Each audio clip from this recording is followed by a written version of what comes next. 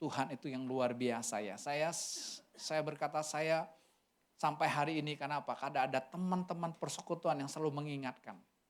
Selalu menasehati Bapak Ibu. Jadi kita nggak bisa lihat, saya nggak bisa lihat dalam diri saya. Tapi ada orang lain melihat, wow ini luar biasa. Ya, saya berpikir kan tubuh saya sehat. Ya, nggak obesitas gitu ya. Makan terjatur, dijaga, terus olahraga juga teratur ya. Kecuali seminggu kemarin kan ada tamu, ngantar mereka ke sini, terus ada prostuan nggak olahraga. Tapi minggu ini mulai lagi, bagus. Tapi saudara, apakah benar gitu? Kan juga bohong. Ya betul nggak? Saudara dengar, wah tiba-tiba orang ini kena stroke. Saudara orang kena stroke itu saat itu memang langsung kena atau sudah ada gejalanya? Sudah ada kan? Itu butuh waktu puluhan tahun Bapak Ibu. Ya, orang kena kanker. Enggak tiba-tiba diagnosa, wah kena kanker. Kan enggak, kan sudah proses yang lama. Persoalannya kita tidak aware dengan tubuh kita sendiri Bapak Ibu. Karena kita berpikir sehat. Jangan ya, saya baru saja mendengar kesaksian dari seorang ahli gizi. Ini orang bagi saya juga hebat, penulis buku juga. Ini terkenal.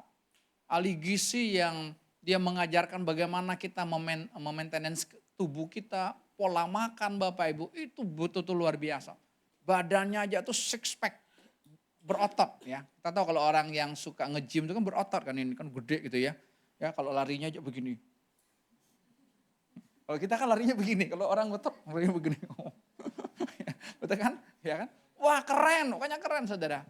Tapi saudara, di tahun 2020 yang lalu, di bulan November atau Desember yang lagi tinggi-tingginya COVID Delta. Oh ya, Delta kan lagi semarak sekali dan banyak yang mati. Tiba-tiba dia kena stroke alias lumpuh. Bukan hanya itu. Dia mengalami bisu, Bapak Ibu. Dia nggak bisa ngomong. Kalau orang bisu ya, orang tunarungu kadang-kadang dia bisa masih ada keluar suara. Ini nggak bisa keluar. Wah dia bilang stres berat gitu. Mau ngomong ini sama istri tapi gak keluar. Kalau gak keluar orang gak ngerti gitu kan. Wah saudara. Dan bukan hanya itu Bapak Ibu. Istrinya mengalami kanker payudara. Saat bersamaan. Wah saudara tahu gak? Dia marah sama Tuhan. Dia protes sama Tuhan. Lalu dia bilang sama Tuhan. Tuhan gak ada lagi makan sehat-sehat. Semua yang gue ajarin gue tabrak nanti. Dia ngajarin salah satu pengajaran dia kalau makan misalnya sop buntut Bapak Ibu. Ya sop buntut yang dagingnya aja gitu, kuahnya nggak dimakan. Dia cuma makan dagingnya. Kalau kita terbalik kan, pesen sop buntut nambah kuahnya 3 kali. Dulu anak-anak Ayu saya ingat sekali gitu. Pesan soto cuma 1, tapi nambahnya 5 kali gitu. Karena nasinya 5 kali nambahnya. Katanya kenyang gitu katanya. Gitu kan, kuahnya itu kan yang berbahaya. Gitu kan, kari-kari itu kan yang berbahaya gitu. Dia bagus sudah, dia cuma makan dagingnya, dia ajarin.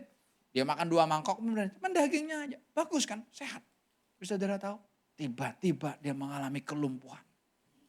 Dan dia marah sama Tuhan. Dia marah, kenapa? Kok Tuhan bisa seperti ini? Dan karena lagi Delta waktu itu Bapak Ibu dia mau masuk rumah sakit susah. Penuh, bahkan kan sampai parkir kan waktu itu kan, saking penuhnya saudara. Ya ada satu rumah sakit karena kenal dia ahli gizi akhirnya oke Pak ada Pak tapi nggak ada ruangan di dalam Pak. Adanya di tempat parkir. Ya udahlah. Sampai dokternya berkata begini, kamu ini lagi Delta, kamu mau mati COVID atau mau mati karena stroke? Wah gue nggak pusing lagi deh gitu ya. Saudara. Dan seminggu dia harus beberapa kali pergi ke rumah sakit ini Bapak Ibu. Ya nggak diapa-apain karena kan proses kan.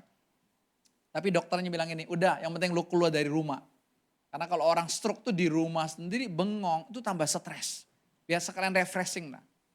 Saudara, ya. Dan teman-teman hamba Tuhan mengunjungi dia kan, ngomong, ya, kamu dosa apa? Seringkali kita gitu kan. Kalau seseorang mengalami kesusahan, seseorang mengalami sakit ini, kita langsung menghakimi orang, kamu dosanya apa? Ya. Lalu ada yang ngomong, kamu ngajarin tentang sehat, loh kamu sendiri sakit, coba. Pukulan enggak? Ini ahli gizi loh. Ahli kesehatan loh. Pembicara bukan hanya nasional, mancanegara. Saudara keliling. Hebat kan saudara. Karena betul-betul sehat saudara. Tapi tiba-tiba Tuhan bikin sakit. Sampai dia marah sama Tuhan kan. Enggak, aku udah gak mau lagi makan sehat.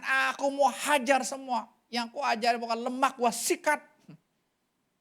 Makan soto, gua kuahnya tambah, gua habisin kuahnya. Dia marah sama Tuhan gitu saudara. Tapi istrinya bilang gini, Pak jangan begitu dong Pak. Enggak, tetap aja. Saudara betul, dia dengar istrinya ngomong. Saudara. Tuhan pakai lewat istrinya ngomong. Saudara. Dia enggak sembarangan saudara. Saudara tahu beberapa waktu kemudian dia sembuh. Ada 712 orang yang stroke, yang lumpuh di rumah sakit itu. Satu-satunya yang sembuh saat ini cuma dia. Yang lainnya masih stroke. Karena kan gak mudah kan kita lihat kan. Dokter aja bilang kalau orang kena stroke, apalagi stroke berat kan. Wah ini butuh waktu beberapa tahun, belum lagi terapi ini, terapi ngomong, terapi jalan dan sebagainya kan. Ya, sampai saudara ada seorang perawatnya bilang kepada bapak ini, Pak gak mungkin bapak bisa sembuh. Tapi Tuhan ngomong sama dia, akan aku berikan kesehatan kepadamu. Lalu dia bilang sama perawat ini, besok saya jalan. Lalu perawatnya bilang gini, Pak kalau besok bapak bisa jalan, gua janji Pak, gua akan ngesot dari tempat parkir sampai ke dalam. Ternyata suster ngesot tuh ada kenyataan. Kenapa dia ngomong gitu? Karena papanya udah beberapa tahun kena stroke gak sembuh-sembuh. Dia kecewa sama Tuhan, dia Kristen juga. Saudara, apa yang terjadi besoknya? Bapak ini tiba-tiba bisa jalan. Dia ketemu kan sama perawatnya, dia panggilin. Cuman dia gak suruh ngesot aja. Coba dari tempat parkir gua ngesot Pak, masuk ke dalam Pak. Ngesot tau ngesot kan. Kenapa? Dia gak percaya. Papanya udah berapa tahun gak sembuh kok. Cuman dia bilang gini, udah semua ini apa untuk mengenal Tuhan. Dan saya dapat saudara pelajaran yang luar biasa. Lewat apa yang disaksikan orang ini, bahwa apa? Semua bukan hasil usahaku.